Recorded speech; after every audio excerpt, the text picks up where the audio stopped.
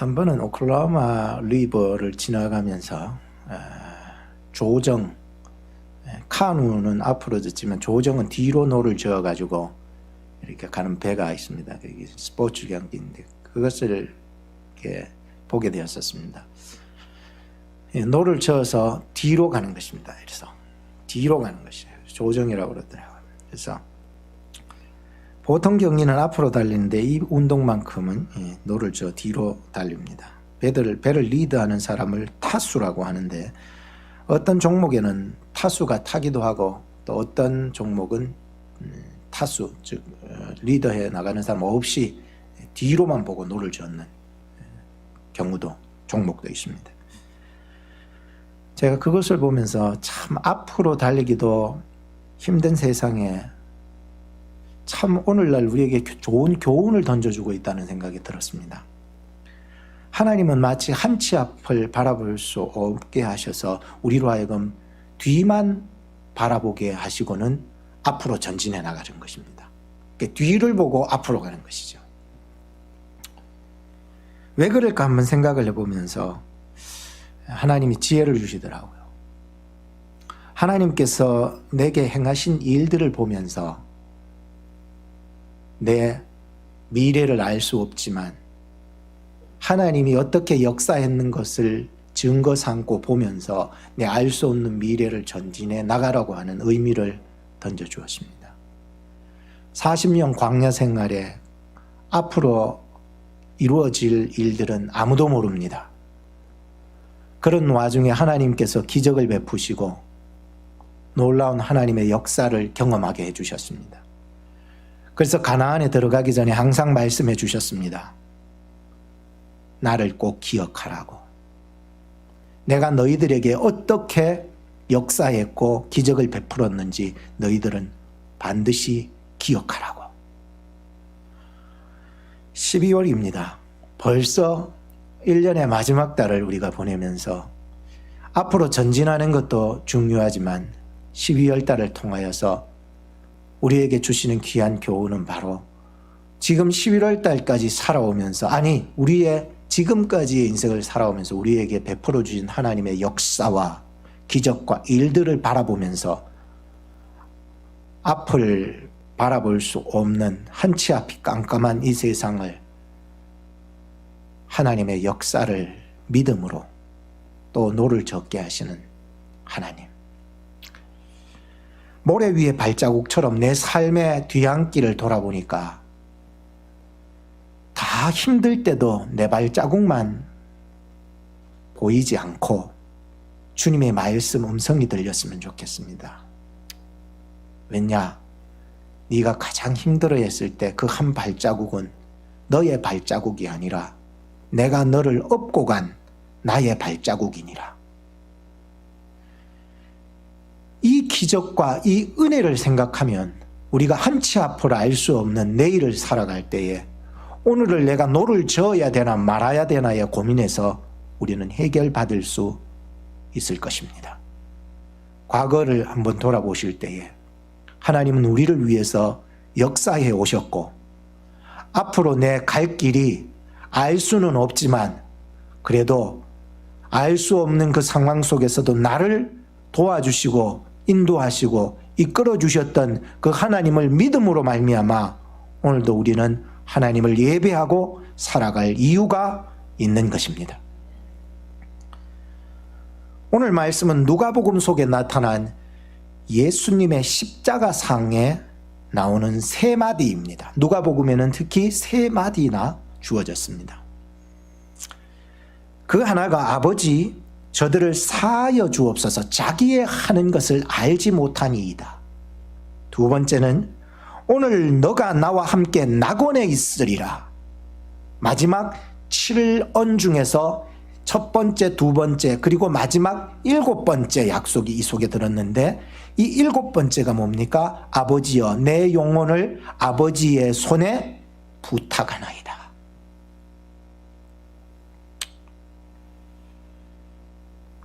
예수님을 바라보면은요, 생각하면은요, 세상에 그 어떤 아름답고 나에게 평안함을 주는 것들이 음악이나 향수나 그림이 있다 해도 예수님을 생각하면은요, 비교가 안 돼요. 유태인들이 그러잖아요. 우리의 마음을 편안하게 해주는 것 세 가지. 향수, 소리, 그림.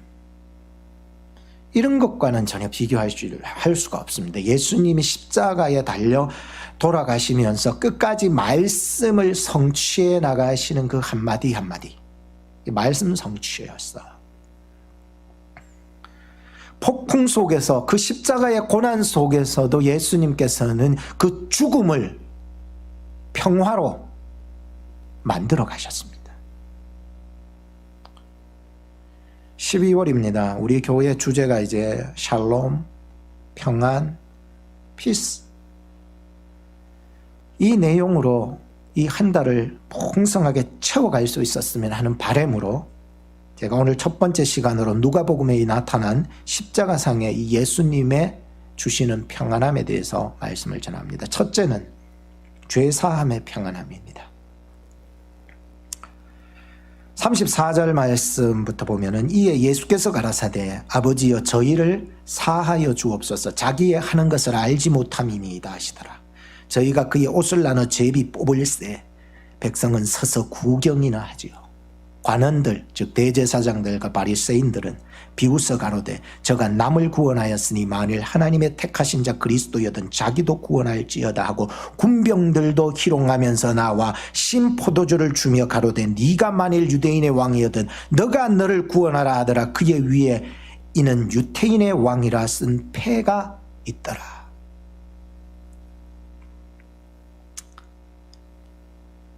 예수님께서는 자신을 십자가에 못 박는 자들을 용서해 달라고 기도하고 계십니다. 첫째는 군병들의 죄를 용서해 달라고 기도합니다. 군병들은 예수님을 십자가에 못 박기 전에 희롱을 다 했습니다.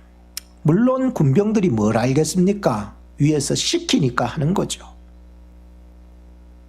알든 모르든 쫄병이니까 그냥 하는 겁니다.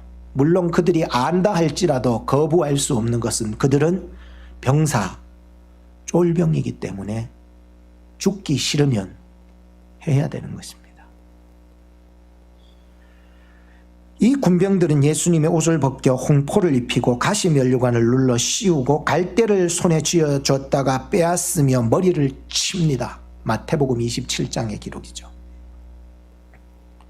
오늘 본문에는 예수님을 십자가에 못 박고 나서도 희롱을 냈다는데 예수님의 옷을 벗깁니다. 그리고 제비를 뽑아 나눠 가집니다. 신포도주를 주면서 네가 구원자라면 너가 구원해보라고 희롱을 당합니다. 참 무지막지한 죄인들 아닙니까?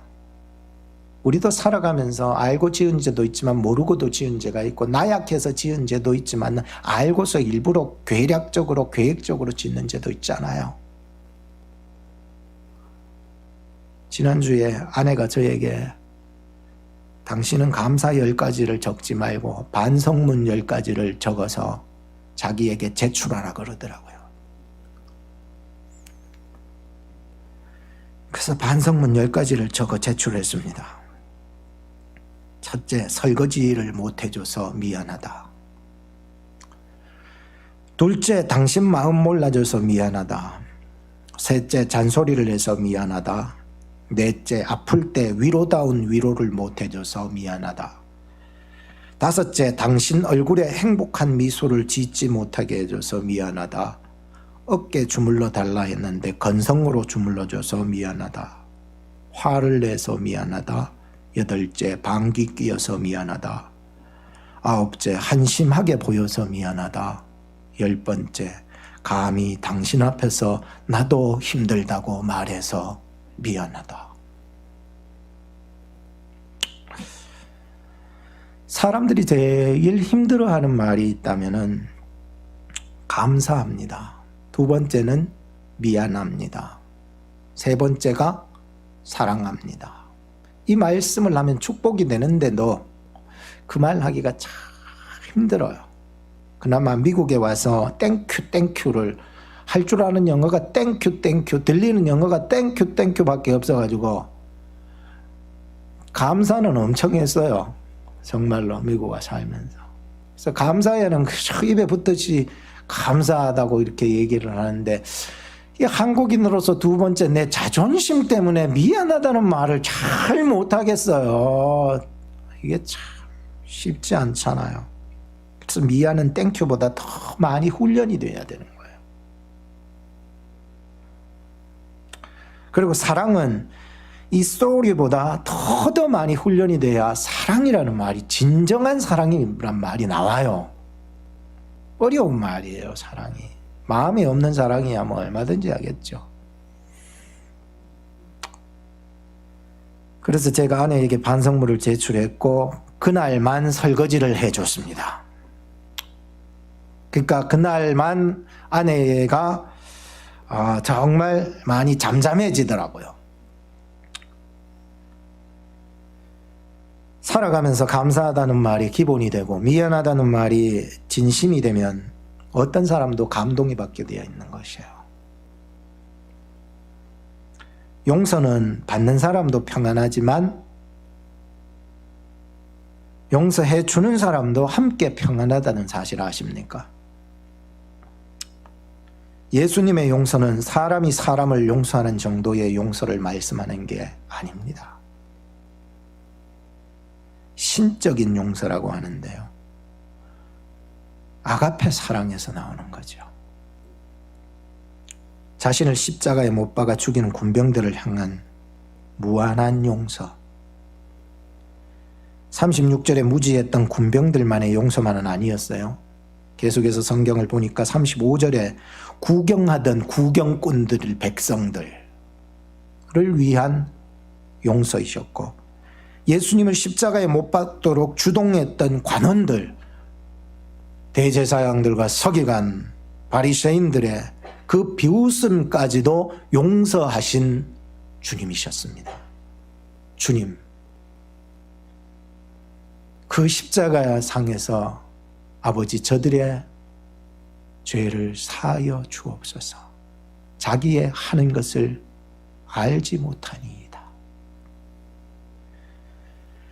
용서하시는 자의 평안함, 용서받는, 믿음으로 받는 자의 그 평안함, 그 무한하심, 그 자비하심, 그 영원하신 사랑의 용서 말이죠. 제가 예수님을 만나서 용서받은 경험이 어릴 적부터 있었습니다. 근데 살다 보면 또 잊어버리고 또 구하게 됩니다. 내가 범죄에서 후에 막심해서 그렇게 울었던 눈물이 아니고 그저 십자가만 생각하면 눈물이 나고 죄된 것들이 생각이 나면서 다 눈물 속에서 희석이 돼버리는 거예요. 이야, 날 위해 죽으신 주님만 생각을 하면 예수님도, 성경책도, 교회 다니는 것도 부끄럽지 않았어요. 어릴 적에는 부끄럽지 않았어요. 예수님 생각하고 한번 울음 터져버리면 부끄럽지 않아요.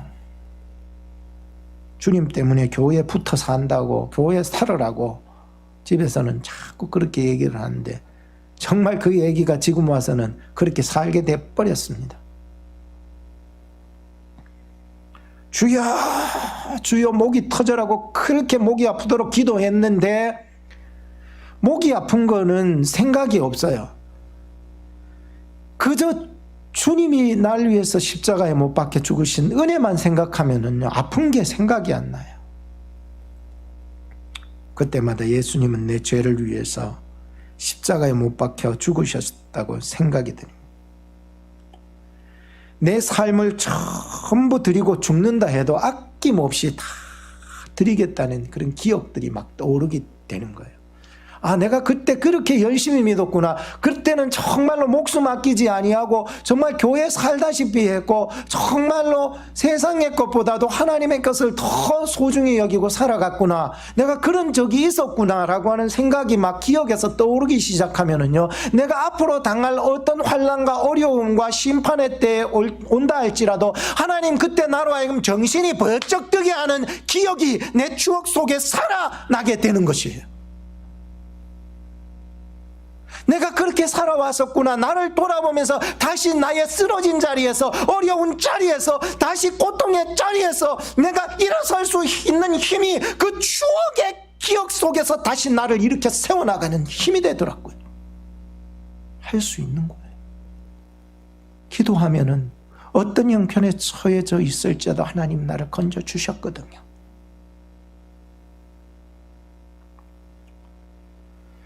여러분, 예수님께 죄 용서를 받으셨습니까? 어떻습니까?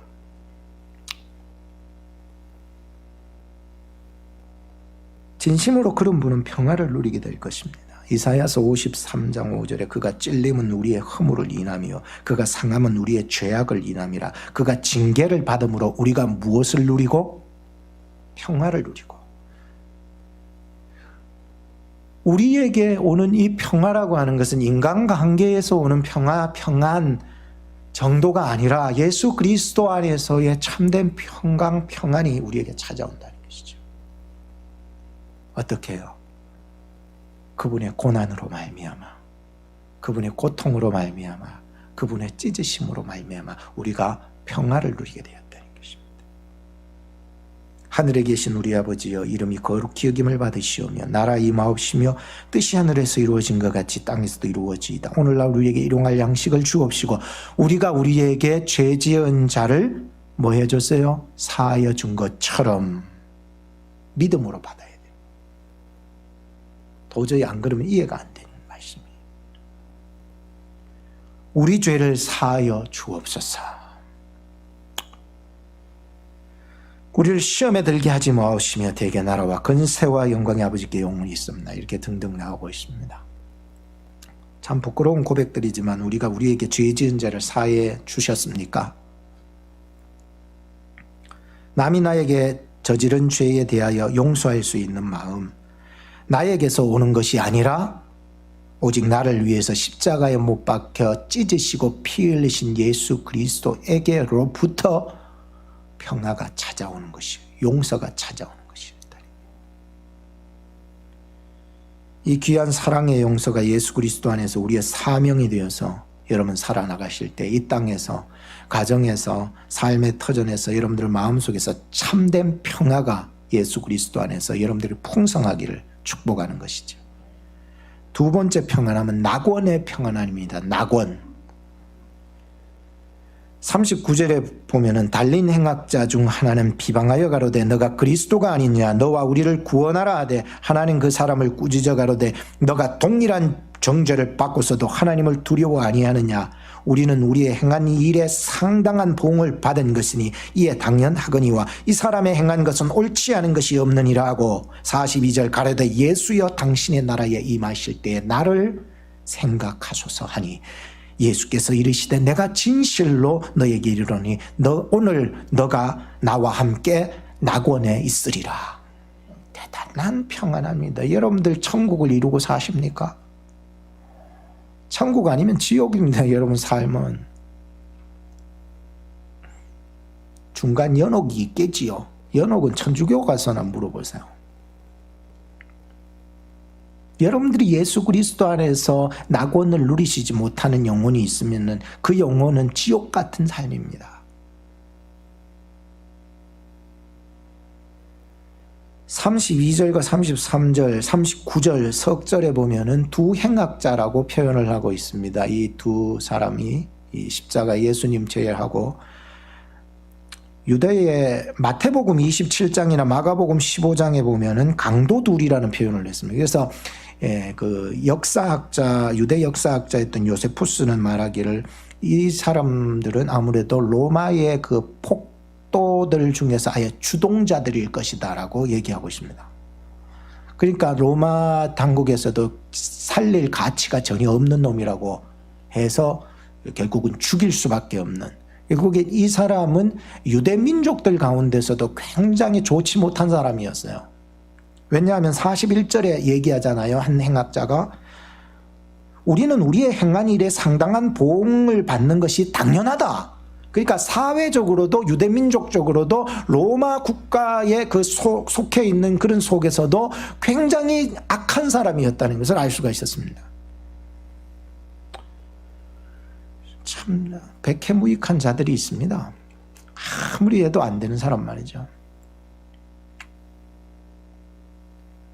어제는 박혜정 집사님이 저희 집에 잠깐 들리셨는데 강아지가 짖으면 어떡하나 굉장히 고민이 돼요. 제가 우리 집에 손님이 누가 잠깐 들리더라도요, 걔 때문에 마음이요 막 조마조마히 미안하고요, 막 걔가 짖고 막 이러면은요 막 제가요 막 아우 미안해 죽겠는 기라요. 아무리 다구쳐도 안 돼. 말을 안 들어요. 근데 어제 박혜정 집사님이요 딱 와서 5분 안에 우리 강아지를 잡아버렸어요.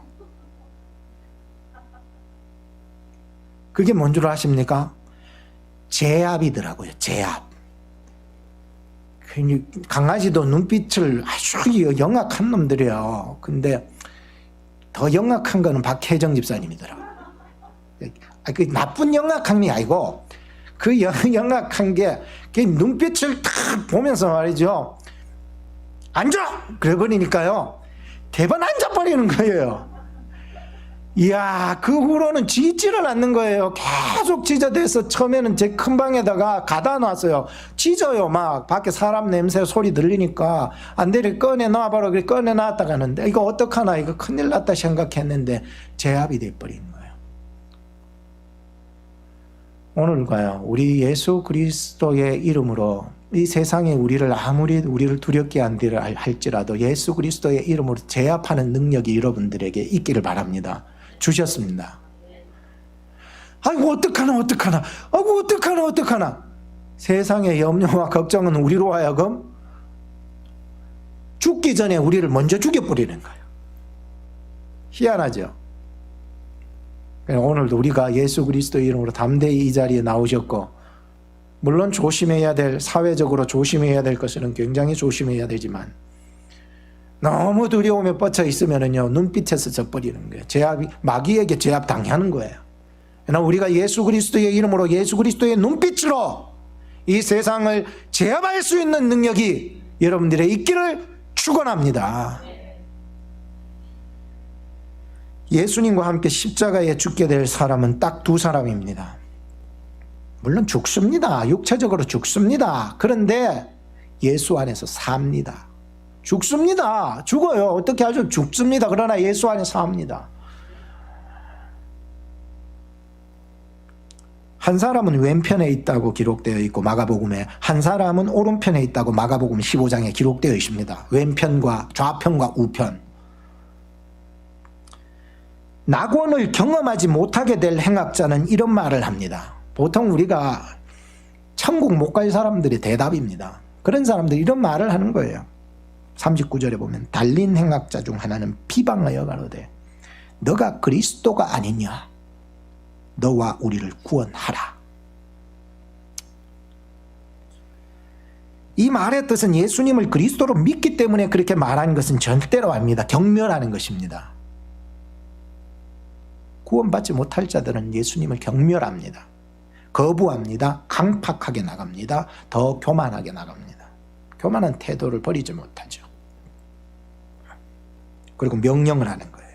너와 우리를 구원하라. 예수님한테 명령을 하는. 그러나 다른 편에 있는 행악자는 그렇게 말하는 자를 오히려 질책을 합니다. 40절과 41절을 보십시오. 너가 동일한 정죄를 받고서도 하나님을 두려워 아니하느냐? 우리는 우리의 행한 일에 상당한 보응을 받는 것이니 이는 당연하지만 이 사람의 행한 것, 즉 예수 그리스도께 행한 것은 옳지 않은 것이 없느니라. 그리고 예수님께 간절히 구하는 것 한 가지가 있었습니다. 42절에 가로되 예수여 당신의 나라에 임하실 때에 나를 생각해 주시옵소서. 예수께서 구원 얻지 못할 행악자에게는 아무 말씀도 안 하셨어요. 뭐 교만하게 비방하고 막 예수님을 따돌리고 뭐 이러면은요, 예수님 말씀 안 하셔요.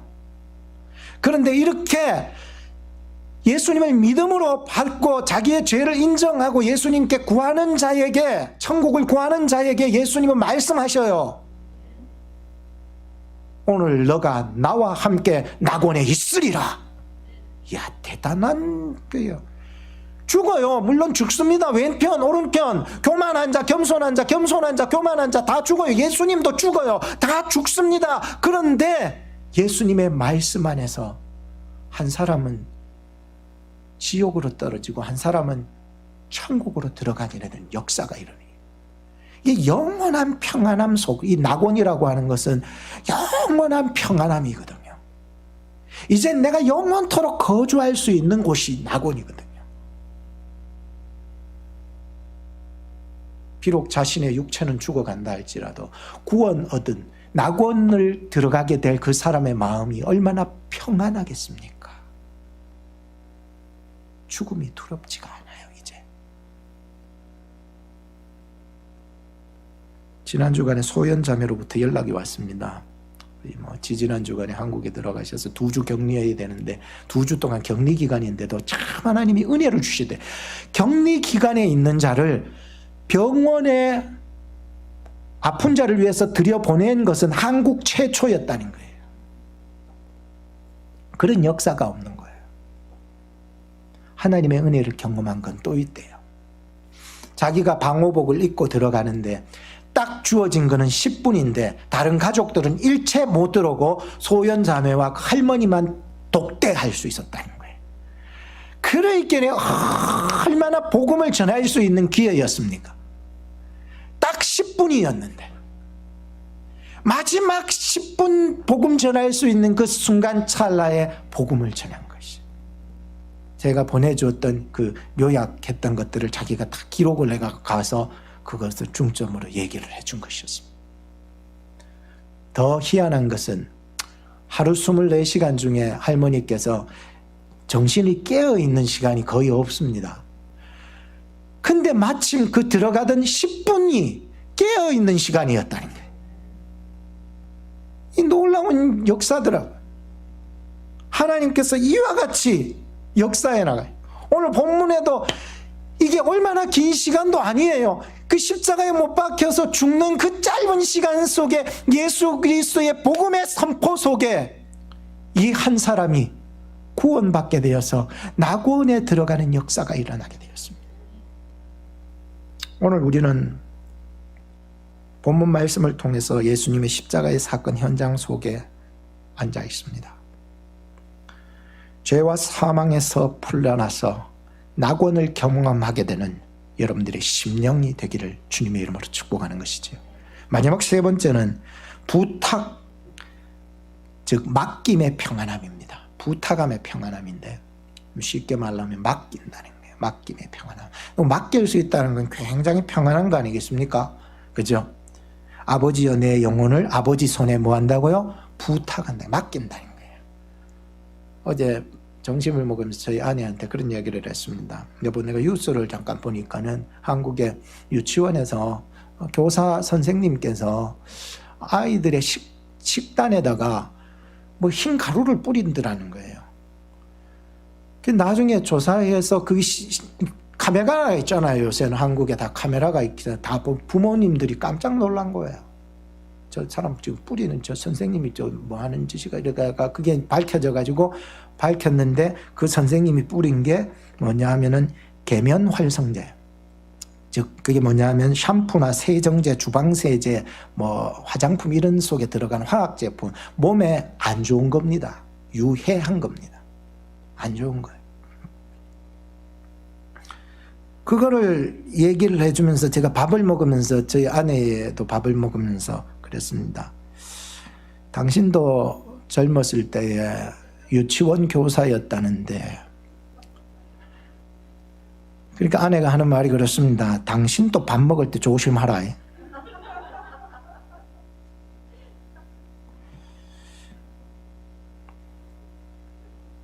내 목숨을 누구한테 맡긴다는 것은요, 절대적인 신뢰적 바탕이 없이는 밥을 함부로 먹으면 안 돼요.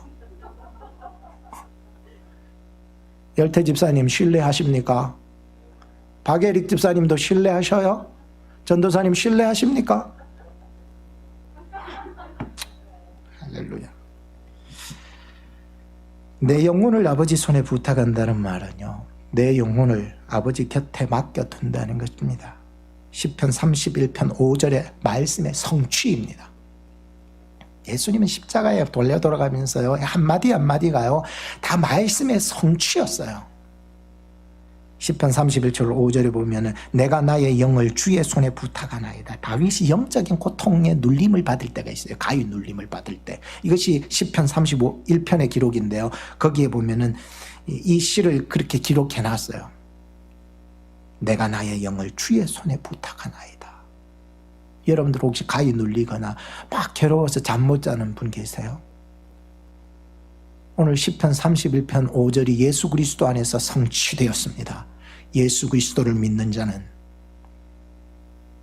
그 사람의 영혼까지도 하나님께 부탁을 해야 합니다. 주님께 맡기나이다. 이게 무슨 신뢰라고요? 상대적 신뢰가 아니라 절대적 신뢰. 그래서 유대인들은 임종 직전에 이 시편 31편 5절의 말씀을 암송하면서 기도문으로 사용한다는 것입니다. 맡긴다는 것은 포기하거나 체념하는 사람들에게는 이해될 수 없는 말씀입니다. 죽음의 순간에도 내 뜻 내려놓고 하나님의 뜻 이루어지기를 원하고 바라고 기도하는 자들에게 예수님께서 아버지의 손에 자기 영혼을 맡기시며 기도하신 것이 얼마나 평온하고 얼마나 안위되는 것인지를 깨달아 아는 것이죠. 지난달에 11월 달 감사했던 것들을 한번 돌아봤습니다. 큐티책에 매일매일 감사가 풍성하기를 원해서 매일매일 5가지 감사들을 적어 나갔습니다. 근데 그 중에서 내 마음속 깊이 와닿았던 감사 한 가지가 있었어요. 그게 바로 하나님께 맡기나이다. 하나님께 맡기니까 뭐예요? 평안한 거예요. 희한하죠? 평안의 주제를 두고 또 기도를 하면서 이 지난달에 이 감사 내용들의 마음에 와닿았던 거예요. 하나님, 이 문제도 하나님께 맡기나이다. 평안한 거예요. 평안함이 찾아오는 것이었습니다. 그래서 저번 달에는 감사도 풍성했지만 이 감사하면서 적었던 그 내용 중에서 이 평안함이 찾아왔어요. 왜? 하나님께 맡기니까요. 하나님은 우리에게 맡기라고 말씀하셨습니다. 스데반 집사님도 죽음 직전에 자신의 영혼을 하나님 앞에 맡겼습니다. 눈이 열려서 하늘을 보게 되고 주님을 보게 되고 그 얼굴이 천사의 얼굴과 같이 변했습니다. 평안해지는 것입니다. 시편 37편 5, 6절에 보면 너의 길을 여호와께 맡기라. 저를 의지하면 저가 이루시고 너의 의를 빛같이 나타내시며 너의 공의를 정오의 빛같이 하시리로다. 이야, 대단하잖아요. 맡기세요. 죽어도 못 맡기겠다는 사람이 있더라고요. 그럼 그래 죽는 거예요. 잠언서 16장 3절에 보면 너의 행사를 여호와께 맡기라. 그리하면 너의 경영하는 것이 이루리라. 와, 맡기세요. 결론을 짓겠습니다. 오늘 예수 안에서 주시는 평안함을 누가복음의 그 십자가 사건 속에서 살펴봤습니다. 하나는 죄사함의 평안입니다. 예수 그리스도를 믿음으로 죄의 올무에서 풀려나는 평안함이 있기를 바라고, 둘째는 주님과 함께 낙원에 있는 평안함입니다. 예수 믿음으로 천국이 여러분들의 심령과 가정과 삶의 현장 가운데 있기를 바라고, 마지막에는 영혼을 아버지 손에 부탁했으니 이보다 더 평안한 게 어디 있겠습니까? 예수 믿으니 내 영혼 어떤 것으로부터라도 철저하게 하나님이 보호해 나가시는 것입니다. 기도하겠습니다.